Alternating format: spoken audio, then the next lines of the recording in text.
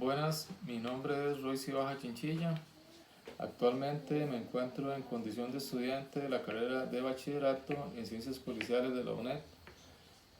Me encuentro cursando la materia de Derecho Penal, por lo que voy a exponer mis respuestas a las siguientes preguntas con respecto a esta materia.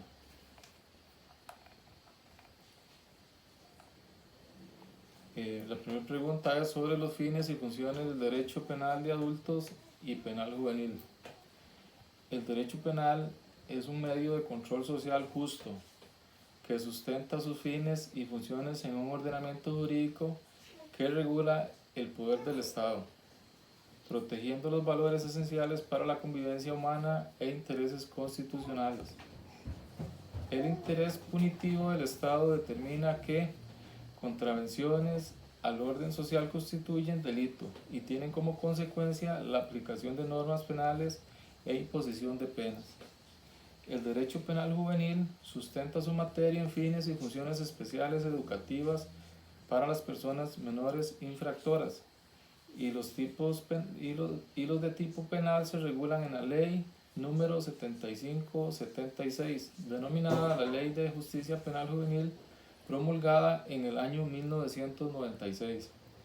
La responsabilidad penal juvenil de Costa Rica se rige por la Convención sobre los Derechos del Niño de 1989, estableciendo que los niños y niñas y adolescentes los respalda una serie de derechos y responsabilidades, así como también acarrear acusaciones y sanciones.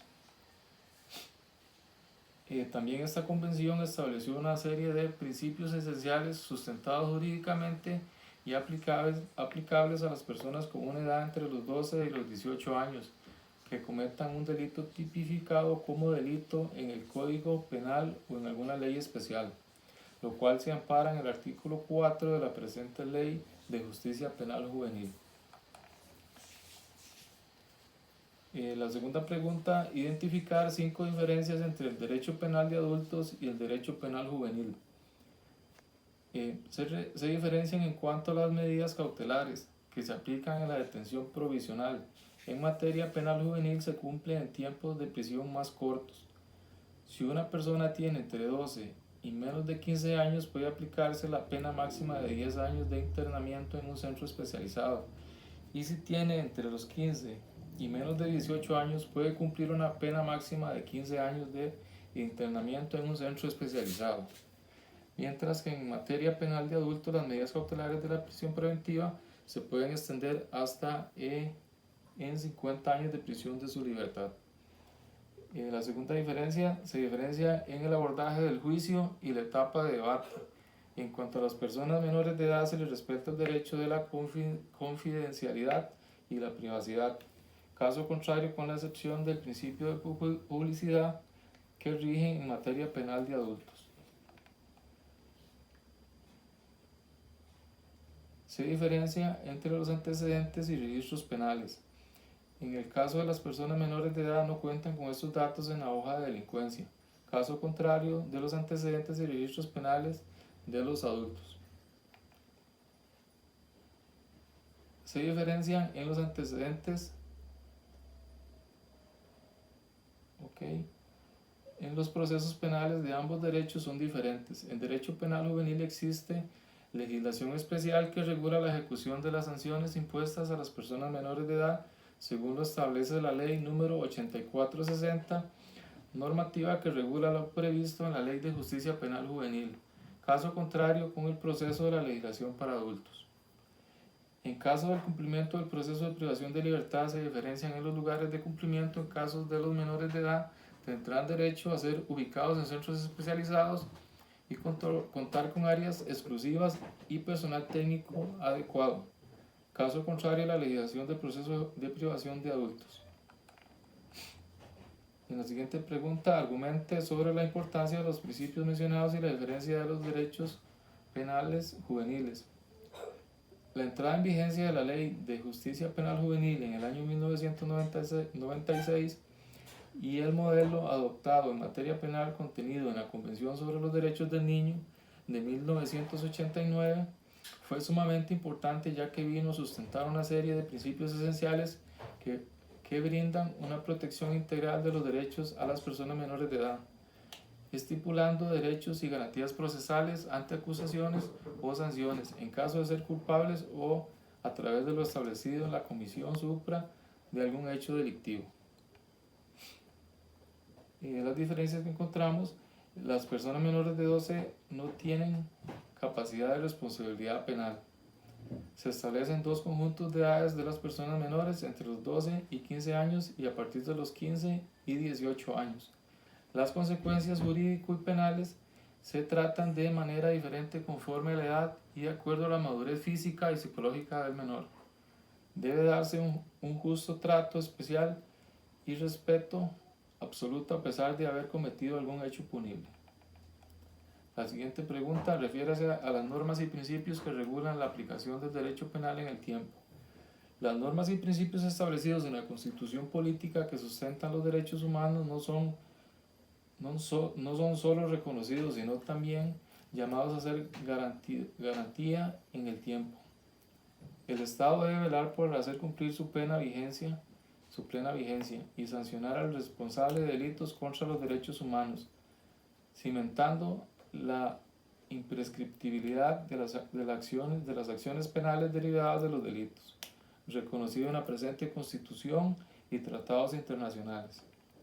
De esta manera se sostiene en el tiempo la estructura legal fundamental del ordenamiento jurídico del Estado, tanto en organizaciones políticas como justicia social y seguridad jurídica formal y material, por la legitimación de un Estado social de derecho. Tenemos en la quinta pregunta: argumente cuál es la importancia del principio de irretroactividad del derecho penal. Es una garantía fundamental del Estado de Derecho. Es un derecho constitucional que impide que a hechos pasados se le apliquen disposiciones futuras más desfavorables para el imputado. Además, permite que las personas puedan tener confianza en las leyes vigentes, eliminando la incertidumbre que generaría una posible variación de la legislación respecto a los hechos ya realizados y que ya no pueden ser eliminados. La retroactividad regula normas jurídicas sobre hechos, actos o situaciones producidas con antelación al momento en que entran en vigor, bien sea impidiendo la supervivencia reguladora de una ley anterior o bien alterando o afectando un estado jurídico preexistente a falta de esta. Existen tres clases de retroactividad de la ley penal, todas ellas prohibidas. Un hecho que no es punible al momento de su comisión no puede serlo posteriormente. En relación con una acción que ya es punible, no se puede introducir retroactivamente una clase de pena más grave. Tampoco es posible agravar la pena dentro de la misma clase. En nuestro sistema jurídico, la irretroactividad de la ley penal es un principio que tiene sustento en el artículo 34 de la Constitución Política, en el numeral 9 de la Convención Americana de Derechos Humanos, por su parte en el artículo 12, artículo 19 del Código Penal.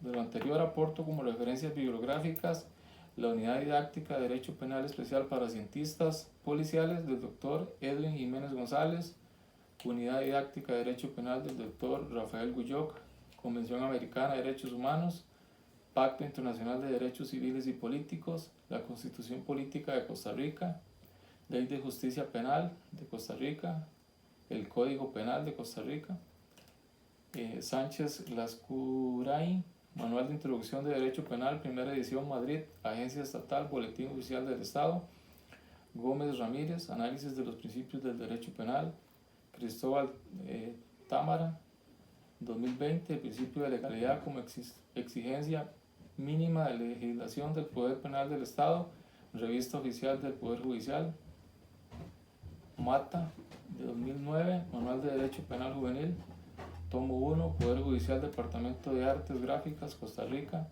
Salazar Fallas, 2023, Estándares de la Corte Interamericana de Derechos Humanos para el Derecho Penal Juvenil, Revista de Derecho Procesal Costa Rica. Derecho Penal, parte general, Francisco Muñoz Conde, capítulo 1. Sería mi aporte. Muchas gracias.